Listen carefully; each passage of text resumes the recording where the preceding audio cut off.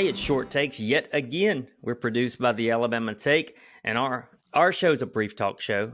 We have a guest each week, 4 questions at the back end that maybe produce some deep thoughts. But today, I'm proud to introduce our guest from Nashville, Tennessee.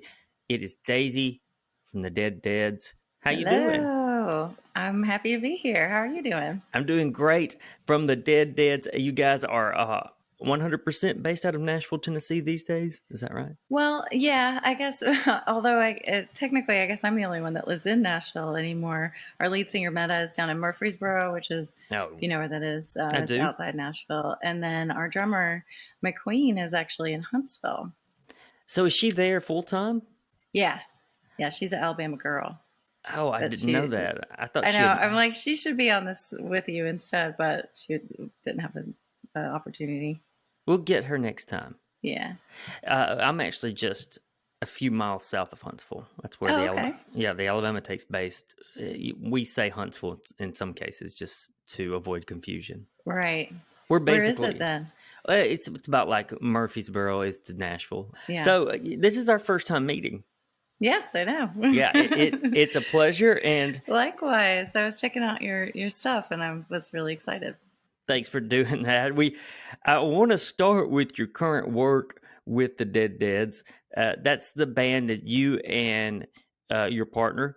We got McQueen on drums and Meta on lead vocals, right? Uh-huh. And you Yep. help front though. You do a lot of vocal work too, right? I guess so.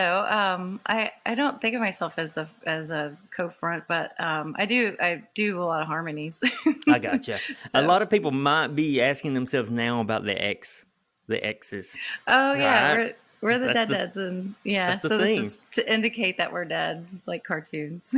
Yeah, and all your fans will do it too at the shows. Yeah, yeah, it's a thing. And it was kind of from the very beginning. We started as a Dead Milkmaids cover band, or a Dead Milkman cover band. We were the Dead Milkmaids. That's awesome. That's And that such a was good like our name. way of being dead Hmm. at that show. And really, it was like not just that. We did have a good time, but we were like, we need to keep doing these X's. So we should continue being dead something, Yeah, and landed on Dead Deads. I'm glad you did it for the interview today. That's pretty cool. And then you got your fans doing it, and all your photographs, you guys have it on. So Yeah, that's I yeah. like that. And you guys stick to a motif like that. Definitely. Like we'll change up like this is not filled in, we'll Hmm. fill them in or fill them in with colors or do other stuff. But the deadcore, they get even more creative. Like they're all so talented. They'll get like really intricate polka dots or like puzzle pieces or crazy colors, glitter, whatever. Like, yeah, the best X's have been from a deadcore. Where are your fan base the biggest? Where's it the biggest? Is it in the South or just in bigger I guess cities? it's gotta be Nashville in the South, like the Nashville, Chattanooga, Huntsville, because we've played the most in those places, and even like they can still travel to Nashville for shows too. So it's got to be regionally to around here. But throughout most of the career of our band, we started out touring really early. So we toured like the Northeast and gained a lot of fans with Hailstorm. And then we also pretty quickly got onto like those rock cruises, like Motorboat and Shiprocked. Hmm. And those are almost like a world tour. They represent, there's people that come from around the world on those boats. And so, yeah, so they're everywhere. I feel like once people see you guys, see you ladies. Let me get I want to get my No, rhetoric perfect. guys is fine. Once people come and see you for the first time, they really become attached to you, even like immediately after. A Is lot that of a times, correct? yeah. Yeah. I mean, I guess, there's got to be someone who doesn't like it or isn't impressed. But yeah, I mean, we definitely gain fans. I actually watch it happen from stage, like while we're playing a lot of times, especially when we're opening for bands. They Right. didn't come for us, we're the opener. And so they're kind of milling about or just kind of like, or I think we're going to talk about this later, but just kind of like, girl bands, not into that or whatever. And then, eventually they all start watching and then their jaws drop I on love certain it. parts and like, yeah, we got you.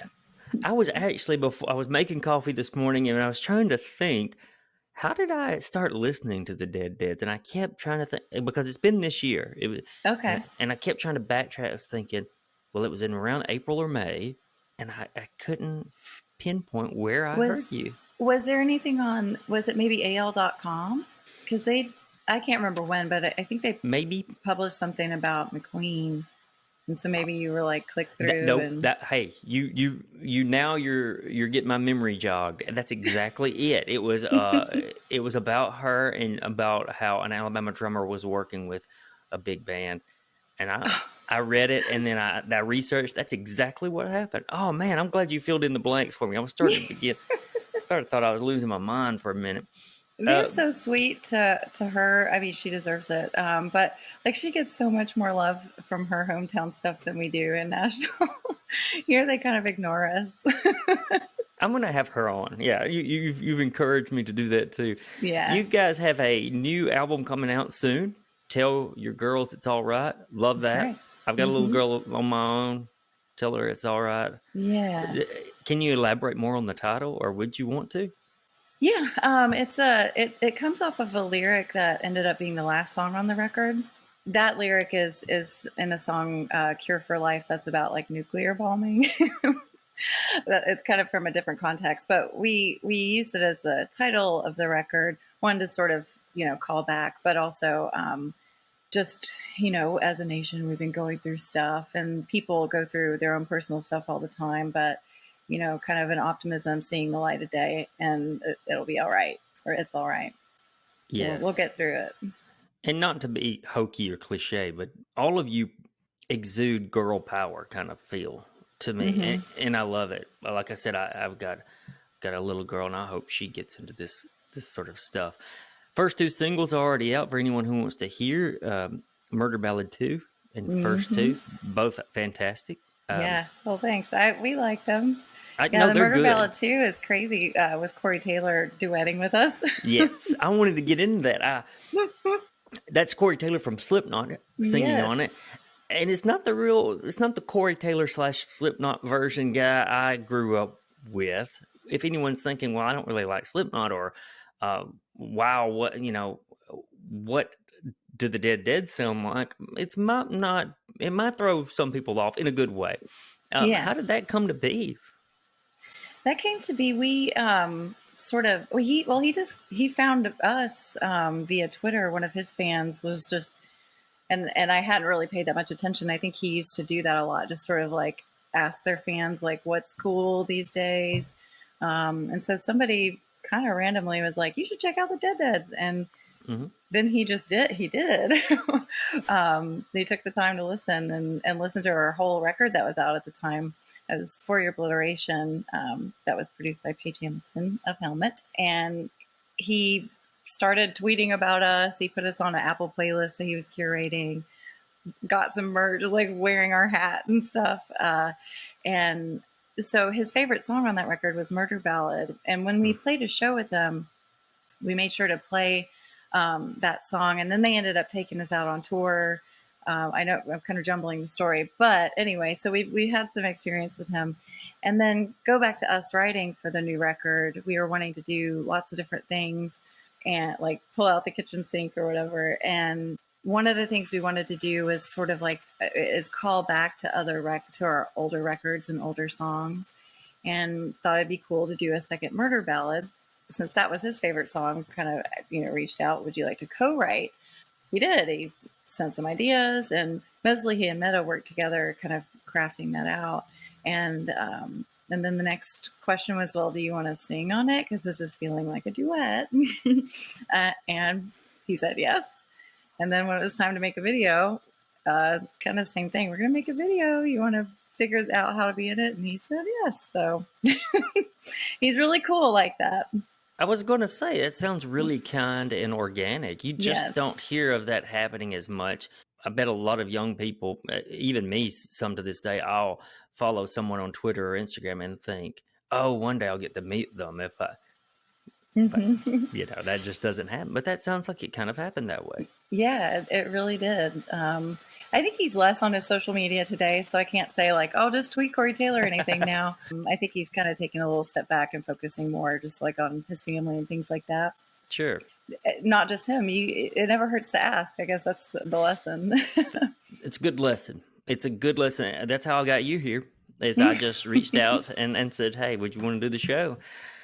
I feel like the two singles that I've heard are, and even the one single you guys released last year, are some of your best songs, which is saying something because I went through your catalog and your other songs are really good too. But these, I think, go beyond. And I love how you all have this, you have this sensibility of including deeper themes, sort of, you embed them. Yeah. You're talking about earlier, the song that's about nuclear war and things. You embed that, probably. I haven't heard that particular song, but you probably embed that in this really good song, Yeah. And when I say really good, let me be more specific. Songs that can be played in a big club, a big bar, and people are rocking out to it. And if they didn't listen carefully, they didn't realize they were rocking out to something that had a lot of substance. Yeah, true. Definitely, we do that. I mean, the lyrics. Meta does most of the lyrics, and she's a genius, and they're well thought out and well crafted, both for her voice and just she's a brainy one. But also the songs, the music itself also has to rock. We don't have a lot of things that it's just like, the song doesn't matter. Just say whatever you want to say, Meta. Right. I can sense that a little. And there's a blend of genres of rock happening. You're right. You triggered my memory earlier. You're right. I read the article on AL.com, and I can't remember how they described your music, but I can remember thinking it was described well, but it was even better than the description. So, well, good. And that's not a cut on the writer, nor on you at all. It just, I was very happy to discover you all. I've listened to you guys a lot since April or May, whenever it was.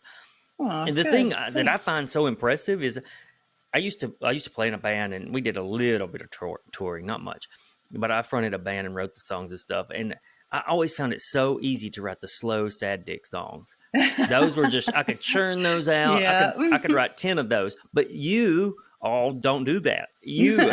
So how do you write such energetic songs and still have that substance to them? Give me the secret. We don't make much of a secret of it, but it is magical. It feels magical almost every time we do it. We write them kind of organically in the room for the most part. Sometimes do you write the music together? Mm-hmm. Wow, that's so cool. Just about exclusively together. Like there's not a lot of writing that goes on when we're with us apart. Like especially I guess on drums, probably McQueen is like improving or like putting some extra bells and whistles because obviously the song doesn't come just right out as is. We're editing, so we're playing it simply at first and seeing how we can complicate it or make it more interesting. That kind of stuff happens alone, I guess, but the core of the song happens while we're together in the room. And it's just, one of us starts playing something and then another of us starts playing along with that and let that go for a little while. And then if we like it, if it's like, yeah, this feels good, then like, okay, well, what happens next? And like, was that a verse? Then we need a chorus. That means we need to lift it. And so change key or, the different things you can do to, or sometimes we'll just like Frankenstein things like, that was cool. What happens if we just play them next to each other? I'm like, that's badass. Or not. I mean, there's definitely a lot of times when it's like, not feeling that. And if you can remember, is that what happened with the single In for Blood? I mentioned the single you released last year. Is that what happened there? No, that one was a strange one, an exception to the rule where I don't know if you could describe it as like dreamt it. I don't know if I dreamt it, but I woke up in the middle of the night, which I don't normally do. I'm a deep sleeper, but I woke up in the middle of the night and just had that riff, and I was like, cool. So it was so compelling, and so I picked it out and then did a little voice recording of it with my phone. And I was like, the next time we do a writing session, I'm going to see if I can. So then we built out, we were like, okay, that's weird. How do we get normal? Because the verses are it's hard to, it's not like this, because the tempo or the time change is kind of weird. So you're just kind of feeling it. And then we wanted to make sure we had a chorus that really kind of hit in 4. You answered my next question too. That's really cool. The melody almost goes against what's being played. I can't get too deep on that kind of stuff because I don't know it as well as some. But there's Yeah, something well, happening, and it's so experimental or maybe original with the melody there. totally. I think, well, a little bit of it was because it's a challenging time or music time that Mm-hmm. Meta was like, "What am I going to write a bunch of lyrics that are like blah blah blah blah blah blah blah blah blah blah blah," or Right. to like hit that, or and so she was like, "Let me just try," and I can't remember if she did this in the room at the time. Let me just try like la la la la la, and it was like it kind of soars above everything. So what's the official description there? Is the melody's not going against the rhythm, is it? It's not going against. It's just like I said, it just kind of floating soars above above it? it. Yeah, I love it. that's how I think of it. Yeah, that's awesome. Yeah, lots of shows coming up now. I think it was this week that the Dead Deads released some Yes. show dates. Yeah, so we're coming to Huntsville on the 21st of August and Chattanooga on the 20th. That's the official record release day. So those are our big kind of local record release shows. And our first Nashville show is going to be kicking off our tour with Candlebox. I saw that. So we're going everywhere in the U.S. anyway. All right. How excited are you? Super excited. Sure. Yeah, a year it's at crazy. home, give or take. Mm-hmm. Yeah. What we'll do is we'll put a link in the show notes, and you'll probably see a little bit of text below to guide you as well. Yeah. We'll Great. make sure everyone knows where to find you. I bet your fans already know. They're probably just as pumped as you are. Yeah, because the record was gonna be put out over a year ago now. So we had gotten it ready. We wrote these songs 2-3 years ago at this point. Our anticipation, we're just ready for everybody to hear the stuff we've done and hope they like it. We think they will. At least the Dead Core will. Oh, I know. And they're a big part of the nation. I like that artwork too. Oh, so cool. Keith Brogdon, he does a lot of cool stuff here and for a lot of different artists. And he's done a lot of our things and designed some of our merch. And he just knocked it out of the park, I think. Yeah, you guys have cool merch. You have it together, I tell you. Your band you might be on the cusp of really, really huge things, I think. Yeah, we'll see. Hopefully. I think so. You already are. I don't want to diminish what's already happening. Don't because you guys have an incredible fan base. You play a lot and you make good music. So, what's the next step? I don't know. Yeah, Stadiums. How can it be better? Yeah, and is that better? Of course, in some ways it is, but maybe we're more definitely money, enjoying it as is. That's very good to hear. Let's dive into our 4 questions. You ready? Okay. Yeah. Okay. A lot of happy talk here. I'm going to dive into the worst side of music, or one of the horrible sides of music. It's my hope you haven't encountered sexism or misogyny in your career. But we do live in the sort of world where that exists. Yeah. And you are a 3-piece, all-female band. Mm-hmm. Do you have an approach to push back against that bullshit? Honestly, not really, aside from to ignore it, I guess. But we don't encounter, especially not anything overt. We don't really encounter much of that at all. Good. And, some of that is because we kind of came up very early again with Hailstorm. So, under the wings of Lizzie Hale, we were introduced to people that were already open to female musicians and into that. But, there's been a couple times, when we tell some stories, there's been a sound man here or there that didn't respect us necessarily. Or like I mentioned, at when we're opening for a crowd of people that don't really know us, there's some, you get feedback after the fact, like, I don't really like girl bands, but I like you guys. And so, you can kind of feel it a little bit. For the most part, though, you just have to, do your best and be confident and sail forward. But I honestly, it's really not something that's like that we've had to encounter too much, fortunately. I think at higher levels, there's a thing within rock and also country genres where when you get into the radio world, which hopefully we'll get there, but when you get into that, I think there's a thing where it's like they only want to have one female vocalist at a time. So they'll let Hailstorm have a single, and then after that, they'll let the Pretty Reckless have a single. Yeah. But I listen to a lot of Sirius XM. mm-hmm. They aren't as adamant about that, maybe.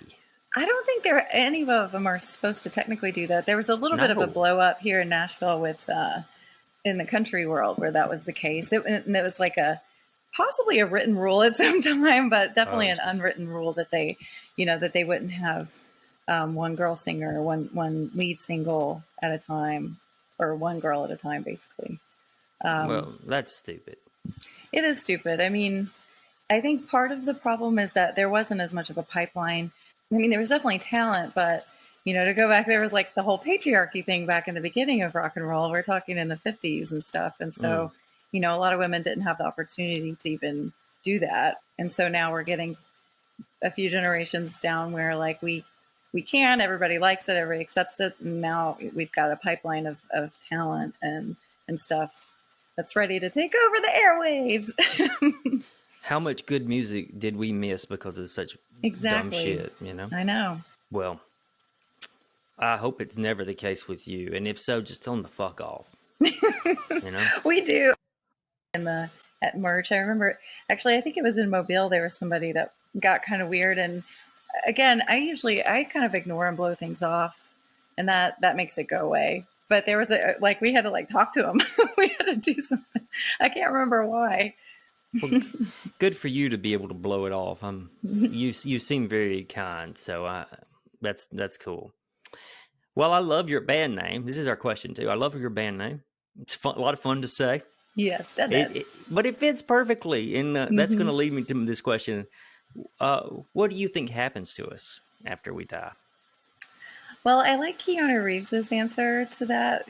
Just at a minimum, people will go on remembering us, I think, to paraphrase. So we got that, but I don't really know. I think I also like to think of the idea of like when you die, and like it's very cartoonish, but just that your soul can leave the body, and now you can just fly around and do whatever you want. But I don't really know. What do you think? You really want to know? Yeah, I mean, I think that's it. Yeah, I don't want to. I do too.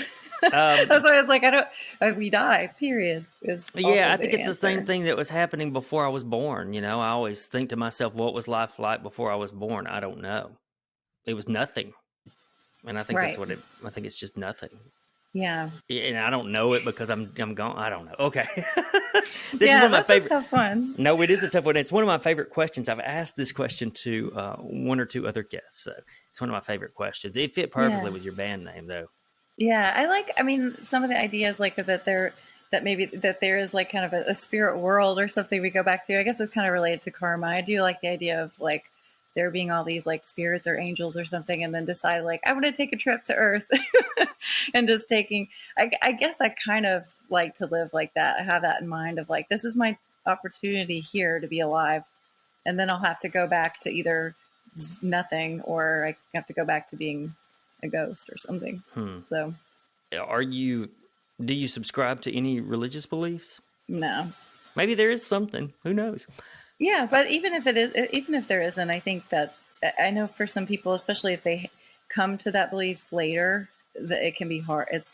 It's like it can be depressing or something, but I think it's empowering. Just like I said, it's like this is it. This is it. But this is it. Like right. Yes. Right. And some days I'll say it the one way, and some days I'll say it exactly. No, I agree with you. Mm-hmm. Very good. Let's go to question 3. All of you in the band are talented, skilled. It's impressive what you all do with your songwriting and stagecraft. And I'm really happy that you revealed to me that you actually do like almost 100% of the writing together. I love that. What do you think is the biggest waste of a person's potential? I guess there's definitely like a fear, and I think some of that, I guess, paradoxically, is if you're almost you or some people can like set their sights so high, like say astronaut or something, like, and that you can't do it. And so then you're just like, well, if I can't do that, well then who cares? Or like kind of same thing. It's like if whatever, if our, which is a kind of stated like stretch goal for us, is like we want to be on SNL, but you know, once you hear, oh, that's probably, it's really unlikely. Well, that doesn't mean we can't be on some other show, or like that we can't still tour with Candlebox, or like we can't still reach. So, you know, just understanding that even if, what's the whole thing, if you shoot for the moon or shoot for the stars, you might hit the moon. Like, don't forget, you might hit the moon, and that's still good. There's that aspect, I guess, if people are reluctant to try things, but kind of from a different angle. I think if for people that feel like it's too late, because life got in the way or whatever, and they don't, you know, they're on a path and they get off of it, you know, you can return or create another path where you're picking up another instrument or doing something else if it's music related, or you can go into it like backstage stuff, or you can still be a part of the music business even if your songs, you know, don't connect with enough people. Then you can still be kind of a part of the whole thing if that's what you want. I guess maybe it's also just not looking at all your open doors, all your opportunities. I relate to a lot of what you just said. I love it. It was such a good answer. Okay, good.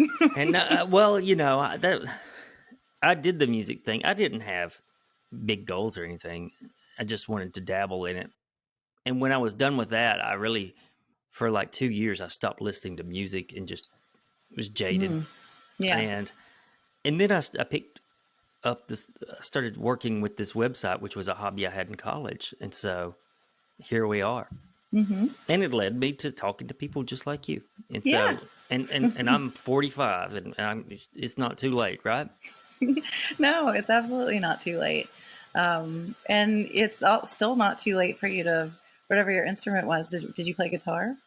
Guitar, yes. To pick up your guitar and do a different genre from what you were doing before. I mean, there's always the singer-songwriter. You can, you know, get some stuff together and start back out in a coffee shop or whatever, or play for your daughter. I do that. You know? I do that on occasion. Sure. Yeah. She wants to take the guitar from me though. So when I start playing, she wants to play herself. But you know, it could be something like, again, Meta actually works in the, like with Nickelodeon and kind of like kids songs for kids shows. Really? So what if you were doing that and you found yourself having written about 10 different songs for children? Put a children's record out and like, there you go. That would be kind of fun, I think. Our last question is the same for all of our guests. It's our saying done up real good means you're digging something. So what's done up real good for you? Well, I do have to say, the last one that I watched, I think that you just put out, they said, she said Nomadland.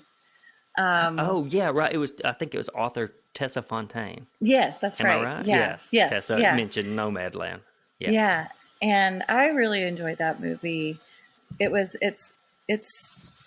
threatens to be a bummer, but in the end, there ends up being just so much kind of dignity, and I don't know, heartwarming, if it's heartwarming exactly, but it makes you kind of take stock of your own life and your own future, and just kind of like, well, you know, that's not so bad. She's doing whatever she wants, you know, and with what she's got. It's a fantastic movie. Yeah. Did you watch it recently? Yeah, just in the last week or so. So when she said, I was like, oh yeah, that was great. But my new obsession is this movie called Streets of Fire. Are you familiar? 1984? Yes. Yeah. Yeah. So I didn't know about it at all, and I guess it just got on Netflix. And so when you're just looking for stuff, and then I looked at the Wikipedia, and it was like, I think they describe it as a rock and roll noir musical. And I was just like intrigued by that. And it just starts off running, and I can't say it all makes sense. I'm not sure. I'm not a film buff by any means, so probably people could tear it apart. But for the 80s, and especially for me, where it just like dropped out of the sky, I didn't know about it at all. And I should love this. I love Better Off Dead. I love all that stuff. Mm-hmm. And the soundtrack is incredible. Mm-hmm. I can So, remember going to see, I think it might have been Karate Kid. My mom hmm taking me to see Karate Kid, and Streets of Fire was playing. It was a two cinema or a two movie house. And I kept looking at the poster thinking, that looks intense. You know, I was only yeah. 8, so I was thinking that hmm I won't watch that movie. That's intense. Yeah. Yeah, it's really great. It's so 80s. I recommend rewatching it if you haven't seen it Mm-hmm. since you were a kid. It just is Bits and like pieces, I think. quintessential. Yeah. And like Willem Dafoe's character is insane. You get Rick Moranis kind of being a tough guy. The music, then that kind of led me down. There's 2 songs in particular. The first song kind of opens up the thing, and it's just insane. Like the lyrics are nearly nonsense, and it sounds like they're ripping off like Total Eclipse of the Heart. So, which I love, which is also kind of nonsense. like, what does this song really mean? Like that's a good example of where like music, you're getting it, but if you tune into the lyrics at all, like it falls apart. Like whatever this love story you think is happening is like, what?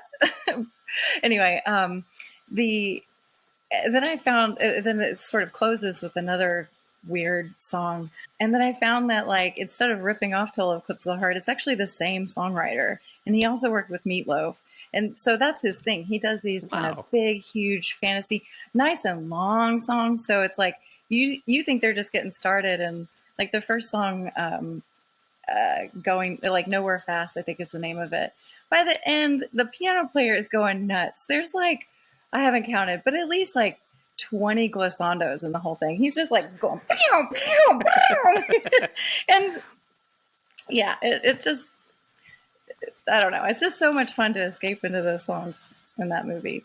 I think I can hear the next Dead Dead's album, right?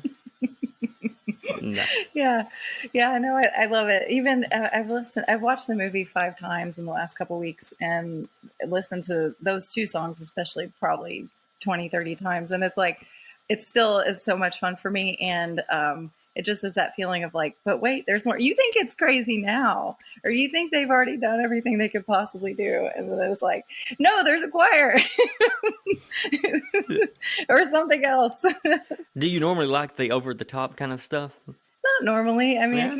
I appreciate almost all music, but yeah, I'm definitely loving that now. Huh. All right.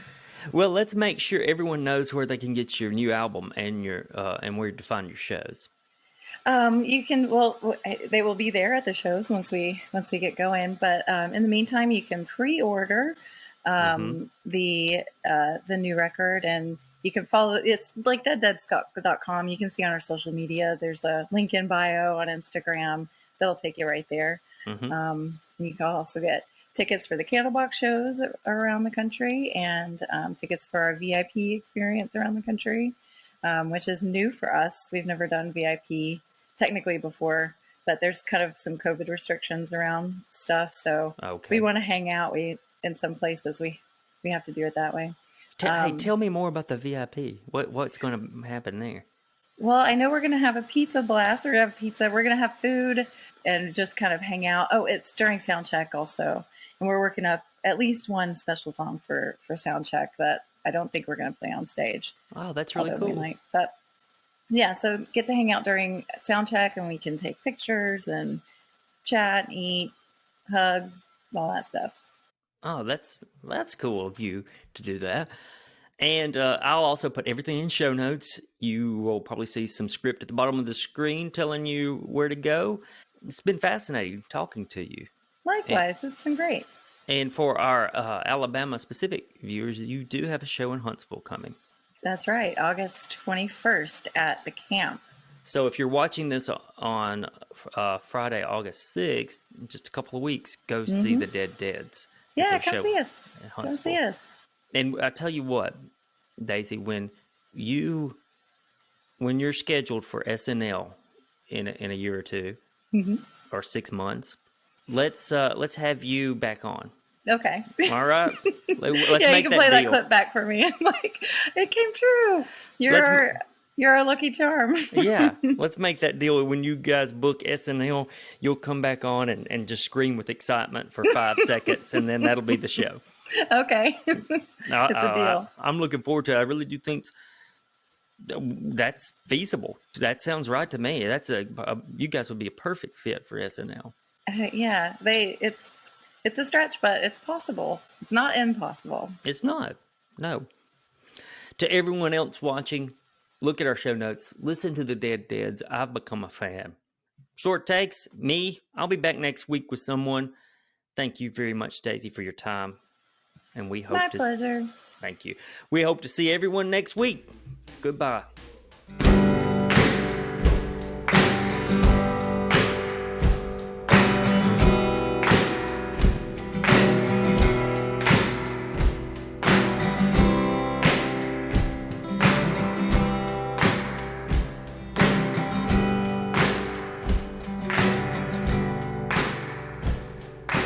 Will went walking and was blown away. Found his finger by my mama's grave.